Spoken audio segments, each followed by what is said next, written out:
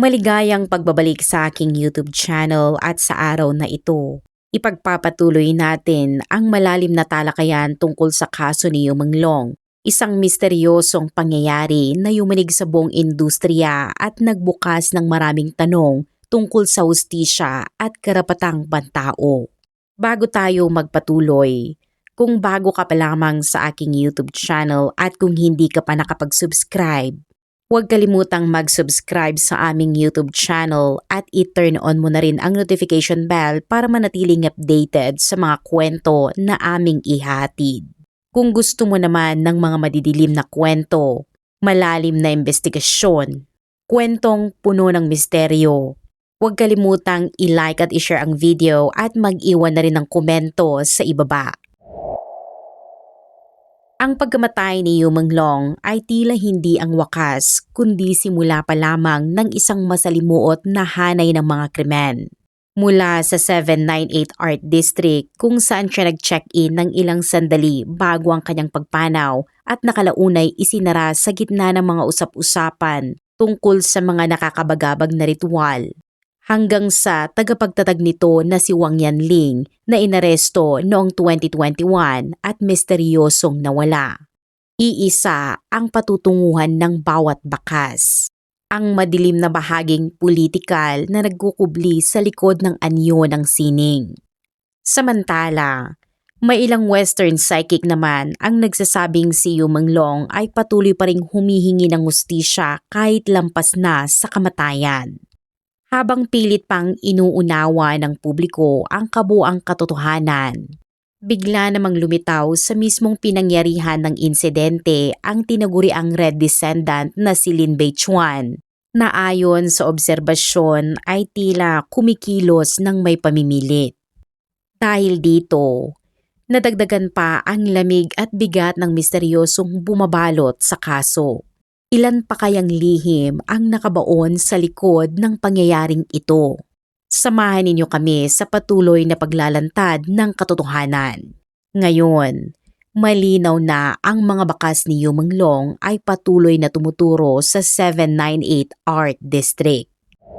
Ilang buwan bago ang kanyang pagkamatay, kumalat na sa loob ng industriya ng aliwan ang iba't ibang bulong-bulungan. Maraming netizen ang nagsabing si Yu ay paulit-ulit umanong binubuli at pinapahirapan ng isang partikular na grupo.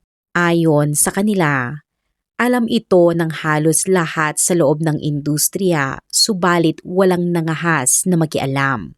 May isang independent media personality mula sa Haiku na sa isang livestream ay nagpahiwatig na may isang artist na may higit 20 milyong tagasunod ang haharap sa isang malaking problema sa lalong madaling panahon.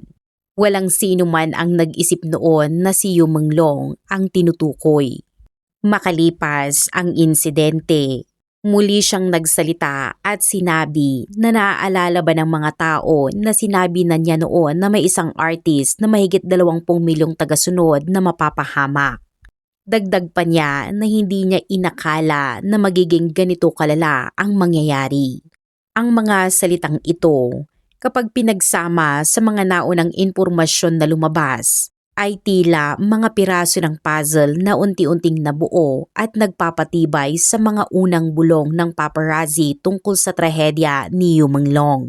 Kasabay nito, ang online netizen na kilala bilang Detective Xiao Yun ay nagsuspindi ng account na lalo pang nagdulot ng haka-haka. May mga nagsasabing maaaring alam na niya ng maaga na may mangyayaring masama kay Yu sa araw na iyon, kaya't nagtungo siya sa lugar upang magmasid. May iba naman ang naglahad na noong Abril pa lamang ay may mga tao na sa loob o malapit sa industriya ng aliwan ang nakakaalam na nasa panganib si Yumanglong. Gayunpaman, walang nagsalita marahil dahil sa takot na masira ang plano ng iba o mas malala pa na sila mismo ang mawala bago pa si Yumanglong. Isang insider ang nagsabi na walang humanidad sa industriyang ito at puro kita lamang ang pinapahalagahan. Sa katotohanan, posibleng naramdaman ni Yumanglong ang nalalapit niyang kapalaran. Tila may alam siya at sinubukan niyang mag-iwan ng mga palihim na pahiwatig sa iba't ibang paraan upang makarating ang mensahe sa labas. Isang halimbawa nito ang kanyang post noong ika-6 ng Hunyo sa Xiaohongshu o di kaya Little Red Book, kung saan nag-check-in siya sa 798 Art District. Nang suriin ng mga netizen ang video, napansin nila ang salitang 798 Cube na nakasulat sa pader sa taas na lampas na karaniwang abot ng tao. Ayon sa ilang online analyst, posibleng inedit mismo ni Yu ang larawan ng kanyang in-upload at ang pag-edit na ito ay hindi raw aksidente, kundi isang sinadyang bakas na iniwan para mapansin, isang tahimik ngunit mahalagang senyales.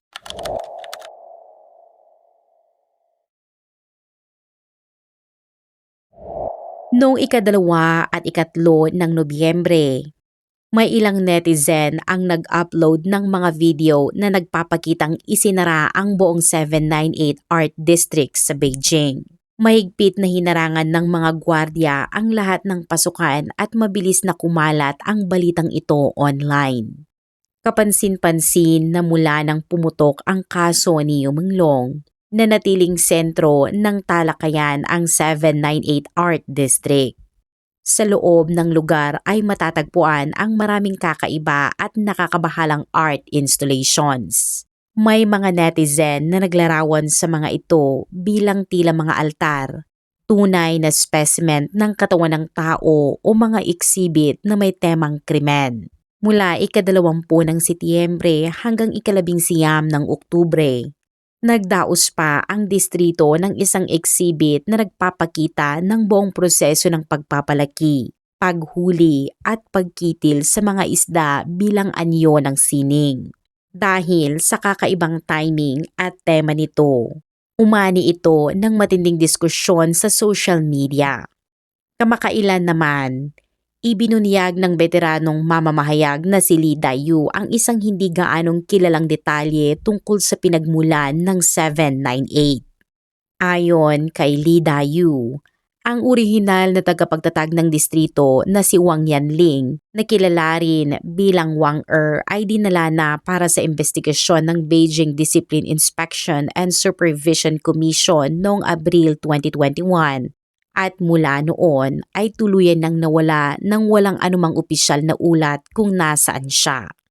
Ang 798 Complex ay dating bahagi ng Beijing North China Radio Equipment Joint Factory, na kilala bilang Factory 718.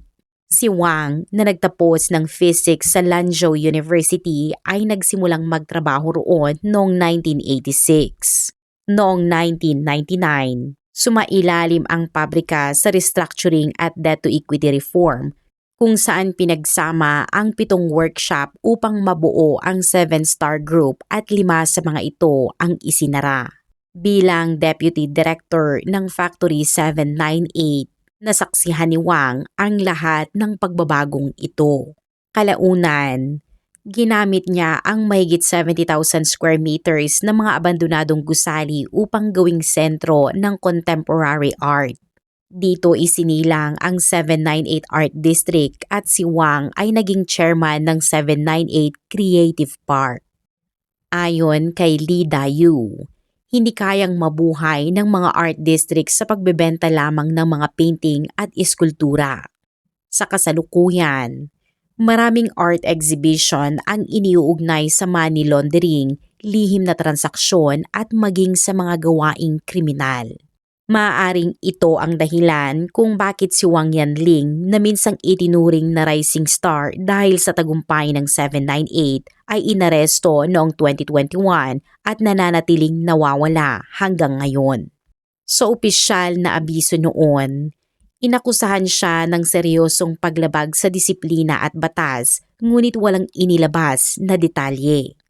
Ang kanyang pagkawala ay nagdagdag lamang sa isa pang patong ng misteryo sa kaso. Ngunit hindi pa rito nagtatapos ang lahat. Noong ika-1 ng Nobyembre noong nakaraang taon, ang American psychic na si Candice Star na may mahigit 100,000 na followers ay biglang naglabas ng isang spiritual video. Ayon sa kanya, si Yu Menglong ay isang pinili ng Diyos at ang kanyang pagdurusa ay magsisilbing paggising para sa marami. Sinabi ni Candice na si Yu ay umano'y nahila sa isang madilim na ritual at may mga taong nais kunin ang kanyang enerhiya. Ikinwento rin niya na minsan daw dinala si Yu sa isang tinatawag na torture party, isang lugar na puno ng sakit at takot. Ayon pa sa kanya, may isang linggo o marahil 3 araw bago ang kanyang pagkamatay. Binigyan umano si Yu ng tsaa na may halong gamot, dahilan upang mawalan siya ng malay. Pagkatapos nito, siya raw ay itinali at ikinulong na parang hayop sa isang hawla. Ayon sa psychic, sinabi ng espiritu ni Yu na kung siya ay may malay noon, siya ay lalaban sana. Sa kanyang mga nakita, higit sa 10 tao ang sangkot sa pananakit kay Yu at marami pang iba ang may alam sa katotohanan ngunit nanahimik lamang. Inilarawan niya ang mga tagpo ng dugo, mga litid at mga bahagi ng katawan na nagkalat sa isang malawak ngunit madilim na silid.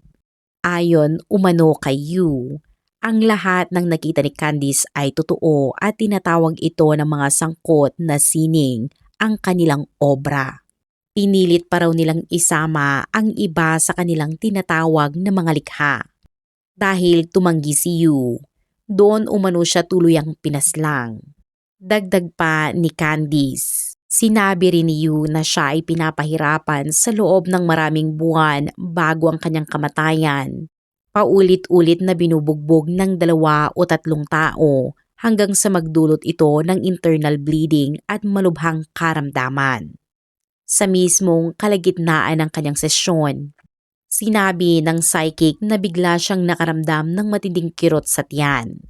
Para sa maraming netizen, ang sensasyong ito ay tila sumasalamin sa matinding pagpapahirap na sinapit umano ni Yu Menglong sa huling yugto ng kanyang buhay. Dahil dito, muling umigting ang tanong. Sino nga ba talaga si Yu Menglong at bakit tila siya ang naging punteriya ng napakadilim na puwersa? Isang kakaibang pahiwatig ang ibinahagi ng komentaristang si Lee Dayu. Ayon sa kanya, ipinanganak si Yu Menglong sa Xinjiang bagamat ang pinagmula ng kanyang pamilya ay nag-uugat sa Jiangsu.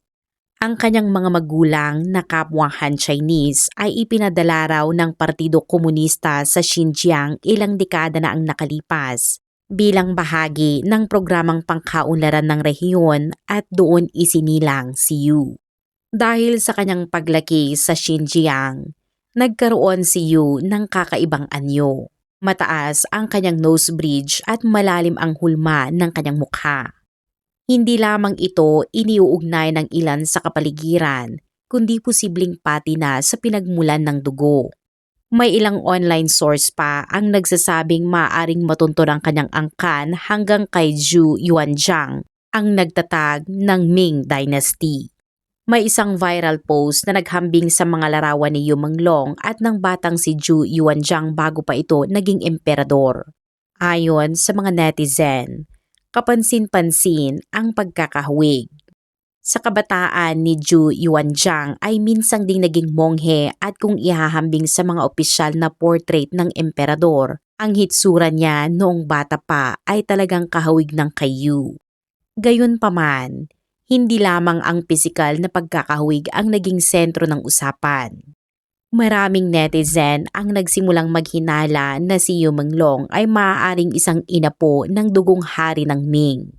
Ayon kay Lee Dayu, matapos maupo sa kapangyarihan ang dinastiyang Qing, ang mga natitirang inapo ni Ming ay napilitang baguhin ang kanilang mga apelyido at mamuhay sa ilalim ng iba't ibang pagkakakilanlan upang makaiwas sa paglipol. Sa mga lugar tulad ng Huai'an at Yangzhou sa Jiangsu, may mga pamilyang may apelyidong Yu na matagal nang nagsasabing sila ay nagmula sa linya ng pamilya Zhu. May isang feng shui master pa raw na nagsabi na si Yu Menglong ay nagtataglay ng kapangyarihan ng isang batang emperador at umano'y napili ng mga makapangyariang elite bilang isang sakripisyong sisidlan upang kunin ang kanyang lakas at pahabain ang sarili nilang impluensya. Kung totoo mang taglay ni Yu ang dugong imperyal, sinasabing napakalakas ng kanyang espiritual na enerhiya at tadhana. At sa isang malungkot na kabalintuanan, maaaring ang mismong lakas na ito ang naging dahilan kung bakit siya ang naging perpektong target ng isang madilim na ritual.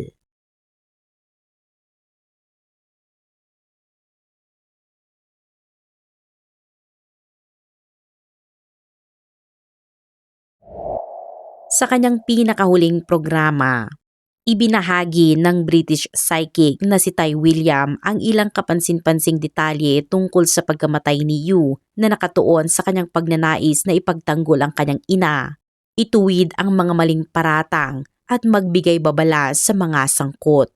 Narito ang buod ng kanyang mga pahayag ayon sa pagkakasunod ng kanyang salaysay.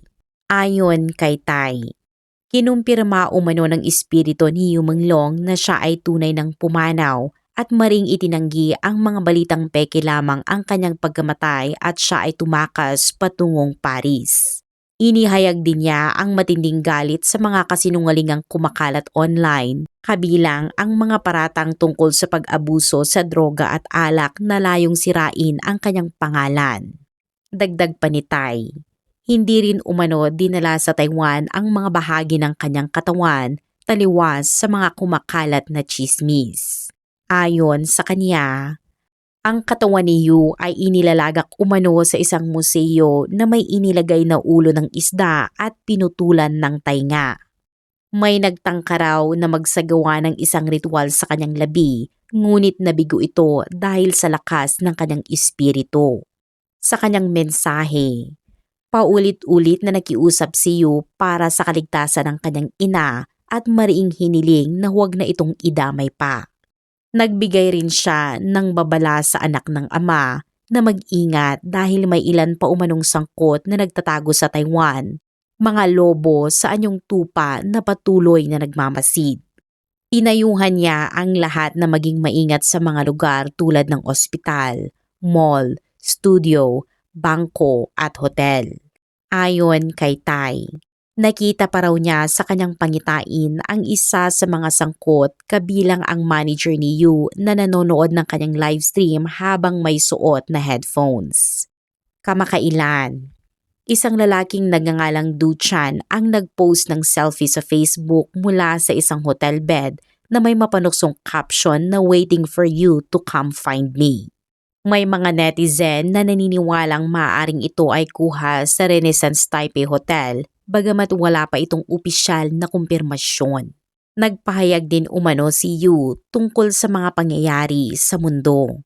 Ayon sa kanya, ang kakaibang kilos ng mga tao at ang masamang panahon sa Beijing ay sumasalamin sa lumalalang presyon at hidwaan sa lipunan. Binalaan niya ang tungkol sa posibleng tunggalian sa pagitan ng mayayaman at mahihirap sa iba't ibang bansa at sinabi niyang hindi siya makakatawid sa kabilang buhay hanggat hindi nakakamit ang hustisya.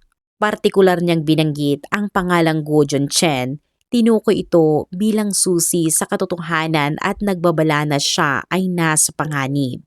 Si Guo ay isang sikat na batang aktor sa ilalim ng Tianyu Media, isang kumpanyang rehistrado rin para sa kalakalan ng armas. Dahil dito, lumaki ang pag-aalala ng publiko at hinimok ang mga tagahanga na bantayan siya upang hindi na maulit ang sinapit ni Yu.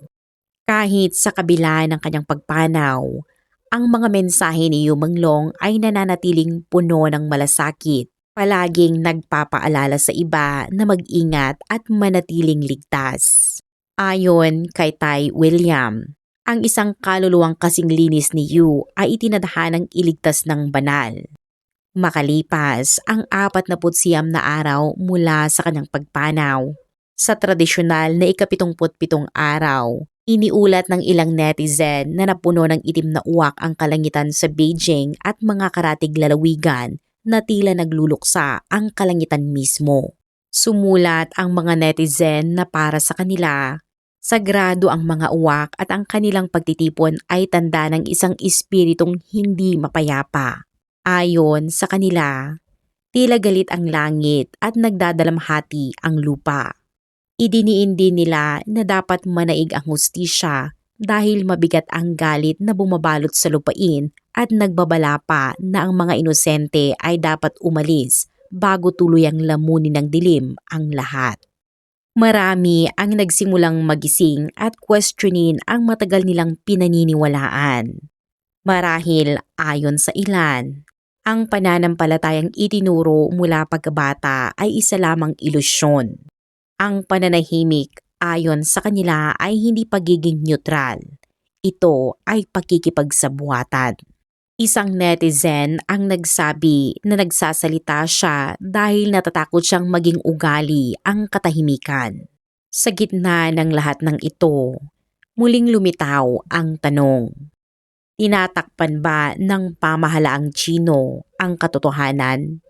Noong hapon ng 2 ng Nobyembre, ang tinaguri ang red descendant na si Lin Beichuan ay biglang lumitaw sa Sunshine Shandong at nagpost sa Weibo ng mensaheng, "Pupunta ako para makipagkita sa ilang kaibigang kailangan kong makita." Ipinakita ng IP address na si Lin Beichuan ay nasa Sunshine Shandong Anderson Garden. Eksaktong lokasyon kung saan iniulat na pinahirapan at pinatay si Yu Menglong sa Building 18, Zone C. Kalaunan, nagdagdag si Lin ng isa pang post at sinabi na hindi siya naroon ng kusa. Ayon sa kanya, hindi siya makapagsalita ng marami, nakiusap lamang siya at sinabihan siyang ayos lang na mag-post sa Weibo. Dahil dito, marami ang naniwala na siya ay pinilit pumunta sa lugar ng krimen at ang kanyang post ay malamang na inaprubahan ng mas mataas na otoridad. Ang tinukoy niyang mga kaibigan ay maaaring hindi tunay na kaibigan kundi mga sangkot sa krimen o kahit mga individual na may kaugnayan sa pamahalaang Tsino.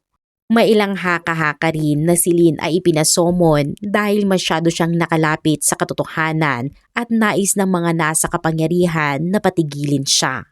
Samantala, natuklasan ng isang mainland netizen na makailan lang ay kinansela ng Supreme Court ng China ang kapangyarihan ng online court sa mga kasong may kinalaman sa internet at inilipat ito sa lokal na mga korte. Ang hakbang na ito ay nagpapahirap at nagpapamahal sa paghahain ng kaso online at maraming tao ang naniniwala na ito ay pagsusumikap para pigilan ang mamamayan sa pagtuklas ng katotohanan tungkol sa kaso ni Yu Menglong at protektahan ang mga salarin. Samantala, ang isang global petition para sa hustisya para kay Yu Menglong ay nakalikom na ng higit 700,000 signature, ngunit ang progreso nito ay tila hindi normal ang bilis. Maraming naniniwala na ito ay dulot ng impluwensya ng di nakikitang kamay ng Communist Party ng China. May ilang gumagamit sa mga bansa tulad ng South Korea at Russia na nagulat na hindi nila ma-access ang link ng petition. Sino nga ba ang nasa likod ng censorship na ito? Sino ang nagbubunton ng mga tali? Kung nakaharap ka sa ganitong mga restriksyon, subukang gumamit ng VPN upang baguhin ang inyong lokasyon at ipagpatuloy ang paglagda sa petisyon. Maraming salamat sa panonood at ano ang inyong opinyon tungkol sa 798 Art District. Ibahagi ang inyong opinyon sa comment section sa ibaba at manatiling nakatutok para sa mga susunod na update.